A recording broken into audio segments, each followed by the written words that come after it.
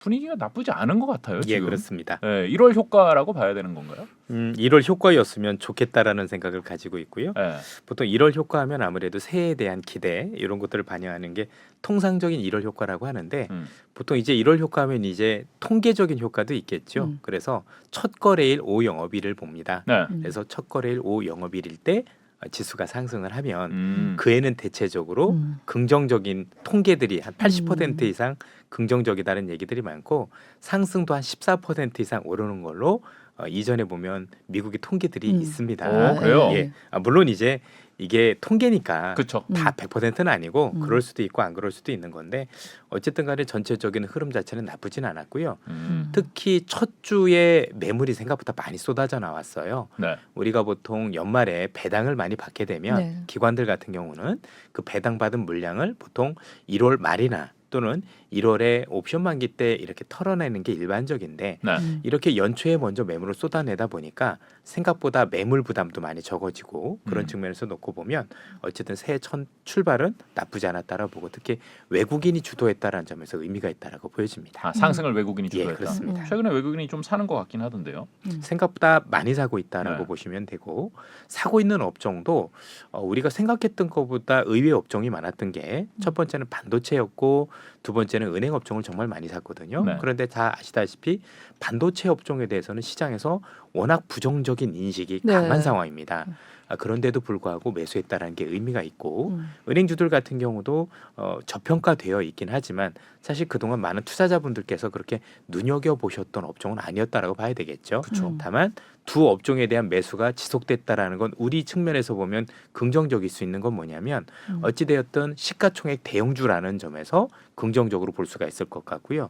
삼성전자의 가장 큰 의미는 뭐냐면 지금 시장에서 가장 큰 우려가 혹시 앞으로 경제가 어려워져서 기업 실적이 부정적인 거 아니냐. 네. 즉 그동안 크게 하락하긴 했지만 추가적으로 기업 실적이 안 좋아져서 또 전망이 나빠져서 추가적으로 큰 폭의 하락이 오는 거 아니냐 우려가 있었는데 네. 그 우려를 상당 부분 불식시켰다라고 봐야 될 것 같아요. 왜냐하면 이미 삼성전자가 안 좋은 것도 알고 있고 네. 향후 전망도 긍정적이지 않은 것도 모르시는 분이 없습니다. 네. 그럼에도 불구하고 외국인들 입장에서는 매수에 나섰다라는 것은 그만큼 뭐 긍정적인 뷰까지는 아니라고 하더라도 전체적으로 반도체에 대해서는 그래도 바닥에 대한 어떤 시각을 가지고 있다라는 점 잘 아시다시피 반도체는 다른 업종과는 다르게 단순히 수요만 가지고 시장을 평가하지는 않습니다. 즉 수요가 좋아야 아무래도 대세 상승으로 이어지겠지만 대체적으로 바닥은 공급을 줄일 때 벌어집니다.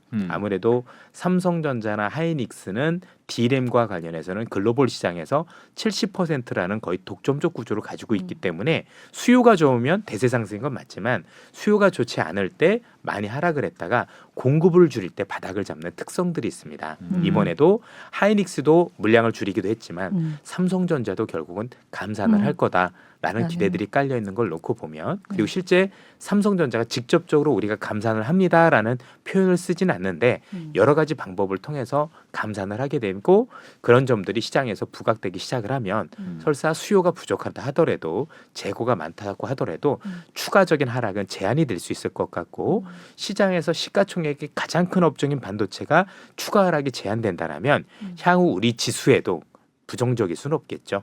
나름대로 더 크게 하락할 거라는 염려를 상당 부분 우려를 완화시킬 수 있는 기폭제가 될 수 있다는 점에서 이번 1월에 있었던 외국인 매수는 저는 상당히 의미가 있다라고 판단하고 있습니다. 반도체는 공급을 줄이면 바닥은 찍는데 네. 추가적으로 올라가는 건 꼭 수요가 있어야 되거든요. 네. 그러려면 그 수요는 어찌됐든 간에 지역적으로 중국이 제일 큽니다. 네. 그래서 중국의 수요가 얼마나 살아나느냐, 즉 IT에 대한 수요가 얼마나 살아나느냐가 되게 중요하고요. 전 세계적으로 이제 제일 중요한 건 아무래도 인텔에서 나오는 CPU가 네. 고성능 CPU가 나와야 그에 최적화된 반도체 D램의 수요가 생기는 건데 네. 네. 이미 거기에 최적화된 D램은 나왔어요. 네. DDR5라 그래서 네. 더블 데이터 레이트의 약자인데요. 그만큼 처리 속도도 훨씬 더 빠르고 처리 속도만 빠른 게 아니라 전기도 덜 먹습니다. 예, 그래서 그 제품을 써야 되는데 네. 그 제품을 써야 되는 CPU가 인텔에서 계속 출시가 지연이 됐던 겁니다. 네. 예, 계속 안 그래서 나왔었죠. 나온다 했는데 최근에 출시된 걸로 사파이어 네. 레피즈 이랬을 경우 우리가 지금 기대가 전혀 없잖아요. 음. 앞으로 IT에 대한 수요도 없을 거고 반도체에 대한 수요도 없을 거라고 생각을 했는데 이런 제품들이 나오면 그걸 안 바꿀 수가 없습니다. 네. 그러니까 전 세계 바꿔야 서버들에 그렇습니다. 들어가는 거죠. 예, 네. 서버에 들어가는 거고 그렇게 되면 의외의 수요, 우리가 생각지도 못했던 수요가 있을 수 있는 거죠. 그동안 많은 반도체 애널리스트 분들이나 또 저희들도 마찬가지였고 반도체가 그동안 나쁘지 않을 거라는 근거에는 이 사파이어 레피즈에 기대가 있었었는데 네. 이게 자꾸 연기가 되면서 저희들에 대한 기대를 무너뜨렸던 게 있었는데 그게 나와준다라면 근데 감산하고 맞물린다면 굉장히 큽니다. 저희들이 업계 얘기를 들으니까 한 번 감산하면 그 감산한 공장을 다시 돌리는데 9개월 정도 걸린다고 네. 해요. 네. 그 안에 있는 모든 것들을 다 바꿔야 되거든요. 그러니까 뭐 감산한다고 해서 바로 돌릴 수 있는 게 아니다라는 거죠. 그러면 말 그대로 지속적으로 해서 우리가 알고 있는 공급은 줄였는데 새로운 수요가 생기면 의외로 반도체 가격이 급반등할 수도 있는 거잖아요.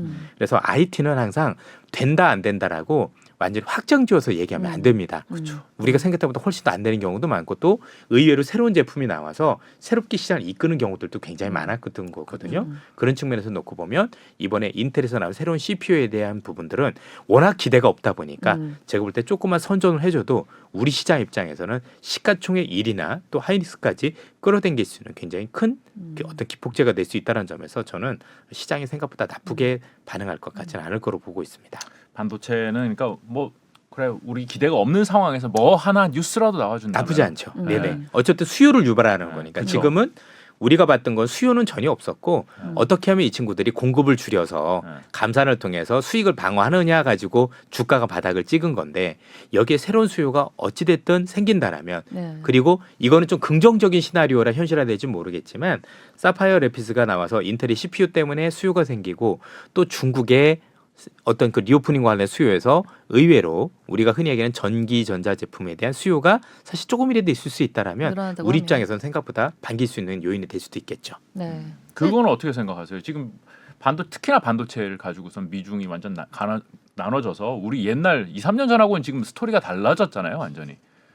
그러면 중국이 열리는데 옛날에 그 중국이 아닐 수 있다라는 우려가 있잖아요. 현재까지는 괜찮습니다. 그래요. 현재까지는 들어갈 수 있는 제품들은 괜찮고요. 향후에 이제 고부가 제품들 중에서 네네. 우리가 알고 있는 AI라든가 이런 데 관련해서는 조금 미국이 많이 제재를 하고 있는 편인데 네. 그 부분에 대해서는 조금 더 주판화를 많이 튕겨봐야 될 것 같아요. 어쨌든 우리는 중국이 가장 큰 시장인 건데 여기 시장이 미국의 견제로 인해서 지속적으로 어떤 부정적인 어떤 그런 이런 문제들이 발생을 한다라면 우리 입장에서 안 좋은 것만은 분명하겠죠. 네. 예, 그래도 긍정적으로 보신다는 시각이 지금은 아직까지는 예. 10만 전자는 어렵죠, 그래도. 그건 좀 봐야 되지 않을까요?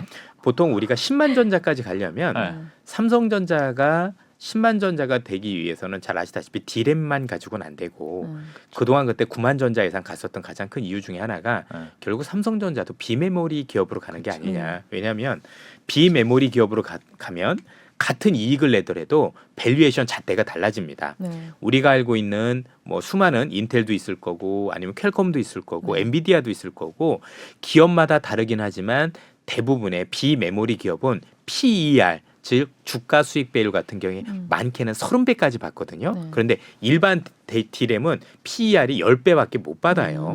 많이 본다고 하더라도. 네. 그러면 비메모리 기업으로 삼성전자가 본격적으로 탈바꿈을 하게 되면 현재보다 밸류에이션을 2배나 3배로 같은 이익에도 불구하고 줄 수 있다는 장점이 있거든요. 왜냐하면 그게 일단 고수익이고 또 네. 시장의 어떤 그 경기를 많이 안 탄다는 안 타고. 장점이 있기 때문에 고밸류를 줄 수 있는 상황이 되니 만약에 그 현재 삼성전자하고는 3나노 뭐 이런 것들이 유의미하게 성공을 거두고 그게 TSMC와 나란히 어깨를 겨눌 수 있는 수준까지 기술력이 나온다라면 10만 전자 이상도 가능을 할 건데 문제는 아직까지 그걸 못 보여주고 있고요. 아직도 안타깝지만 TSMC와 좀 격차가 벌어지고 있는 상황입니다. 그래서 요건 좀 숙제죠. 그래서 그 이상의 가격은 삼성전자의 변화가 좀 많이 필요하다. 그리고 그 변화는 앞서 말씀드렸던 비메모리 쪽에서의 경쟁력 확보가 확보되는 것들은 보면은 가능하겠지만 아직까지는 거기에 대한 자신 있게 말씀드리기 어려운 것 같습니다. 갤럭시 23 나오는 것도 보면 사실 삼성전자의 비메모리 그 AP를 뺐잖아요.